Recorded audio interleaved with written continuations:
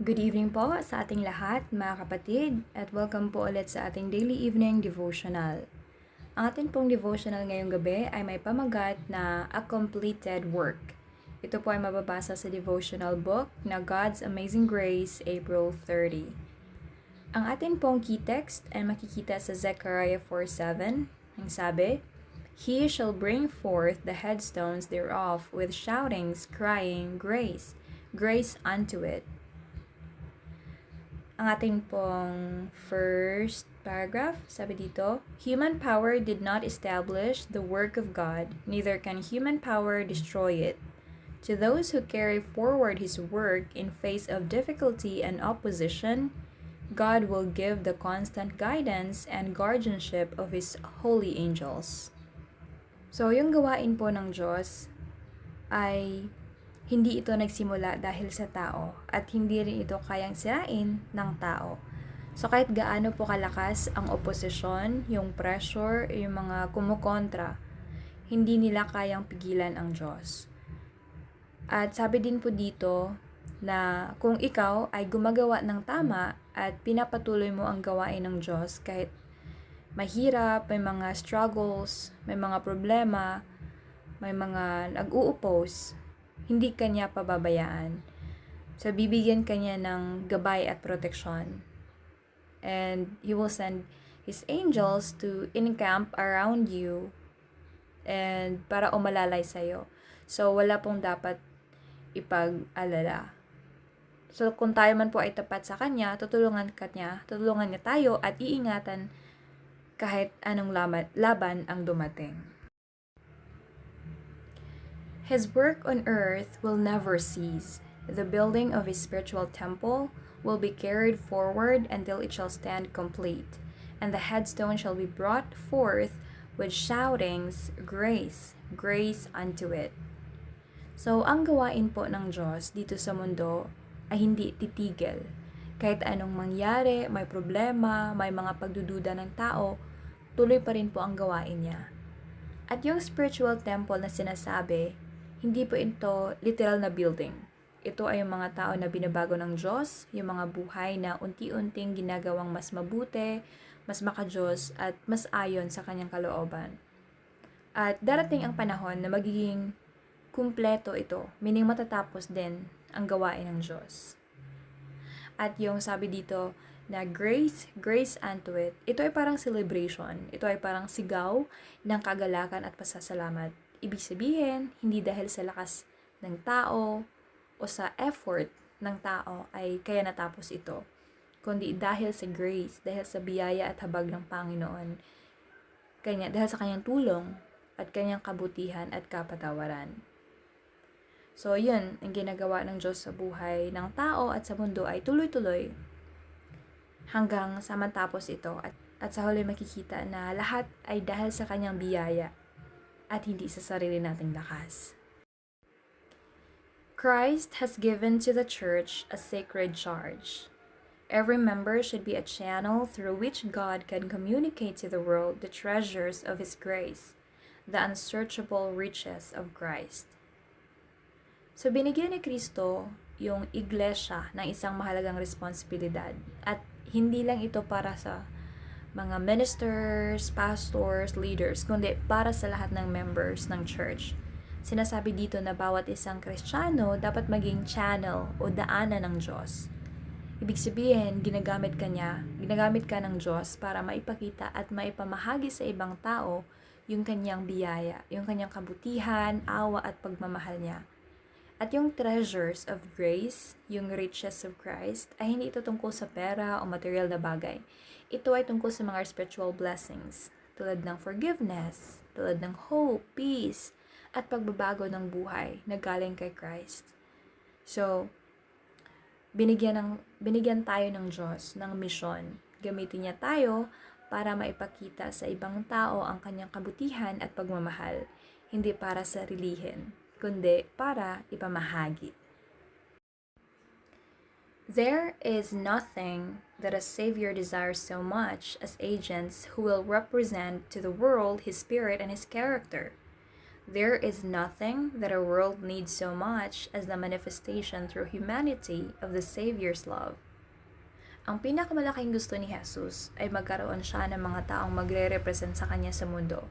Yung mga taong ipapakita ang kanyang ugali, kanyang puso at kanyang paraan ng pagmamahal.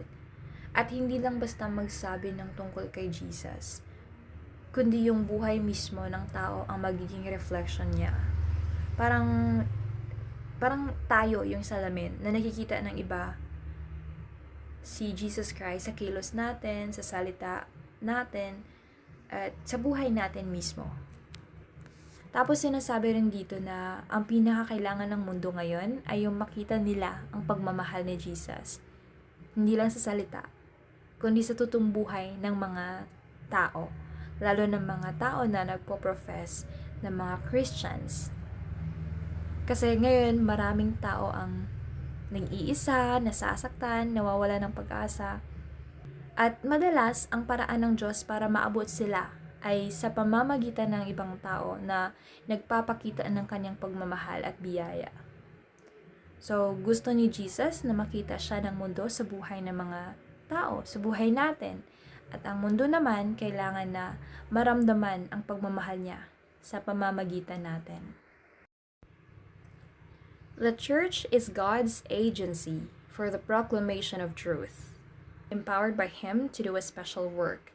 And if she is loyal to Him, obedient to all His commandments, there will dwell within her the excellency of divine grace. If she will be true to her allegiance, if she will honor the Lord God of Israel, there's no power that can stand against her. So, ang church po ay instrumento o paraan ng Diyos para ipalaganap ang katotohanan. Ginagamit niya ito para gawin ang isang espesyal na gawain, yung magbahagi ng mensahe niya sa mundo. At sabi dito na kung yung iglesia ay magiging tapat sa Diyos, susunod sa kanyang mga utos at hindi lilihis, ay dadaloy po sa loob nito ang grace o biyaya ng Diyos.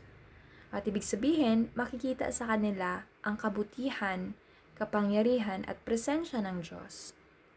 At kung mananatili silang loyal sa Diyos at igagalang siya, ay walang kahit anong oposisyon po o puwersa ng kaaway ang makakapigil sa gawaing ipinagawa niya. Kasi ang Diyos mismo ang sasama at magpapatatag sa kanila. So yun, yung iglesia po ay ginagamit ng Diyos para sa kanyang misyon. At kung tapat ito sa kanya, walang makakapigil sa gawaing ginagawa niya sa pamamagitan nito. Christ desires, by the fullness of His power, so to strengthen His people, that through them the whole world shall be encircled with an atmosphere of grace. When His people shall make a wholehearted surrender of themselves to God, this purpose will be accomplished. So gusto po ni Christ na palakasin niya ng lubos ang kanyang mga tao, yung mga sumusunod sa Kanya, para sa pamamagitan nila, ang buong mundo ay maabot at ma-influence ng atmosphere of grace. Ma-influence sila ng biyaya, ng kabutihan, pag-asa at pagmamahal ng Diyos. So kapag ang mga Kristiyano ay tunay na nabago at pinatatag ng Diyos, ang epekto nito ay hindi lang sa kanila, kundi umaabot sa ibang tao hanggang sa paligid nila at sa buong mundo.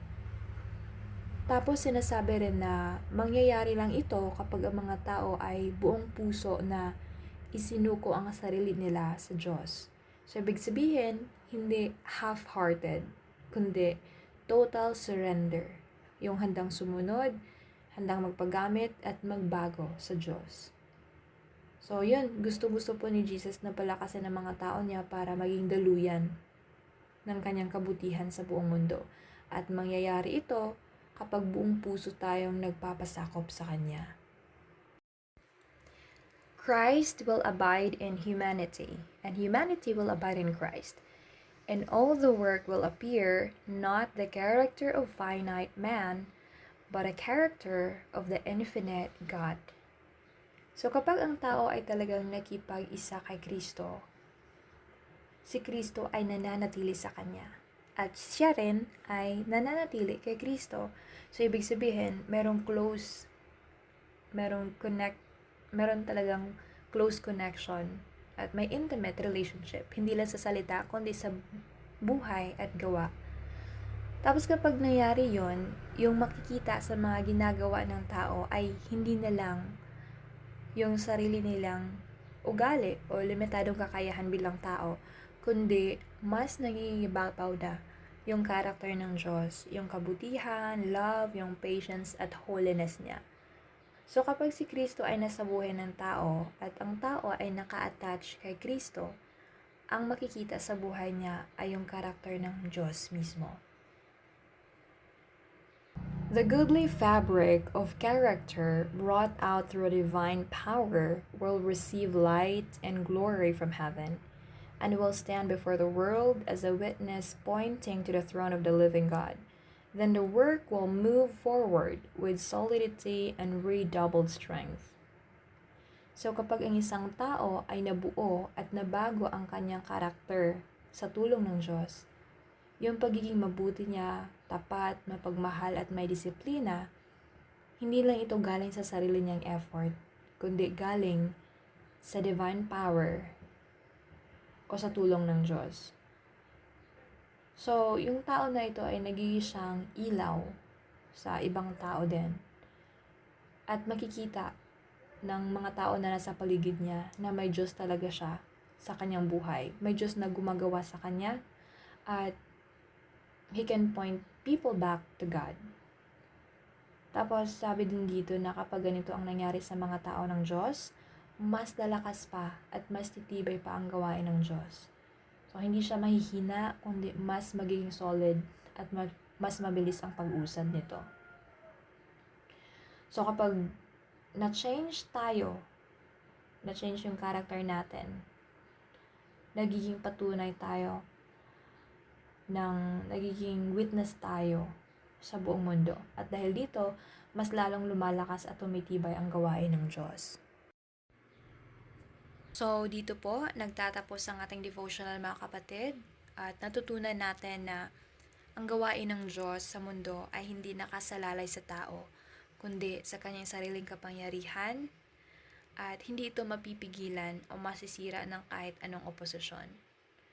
At gusto po ni Kristo na ang bawat mananampalataya ay maging daluyan ng kanyang grace, ng love at truth sa mundo.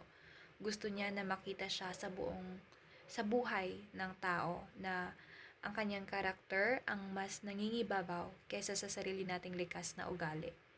So kapag ang tao ay buong pusong sumusuko sa Diyos, siya yung kumikilos, siya yung nagpapalakas at bumabago sa kanila hanggang ang buong buhay nila ay maging patutuo ng kanyang kabutihan.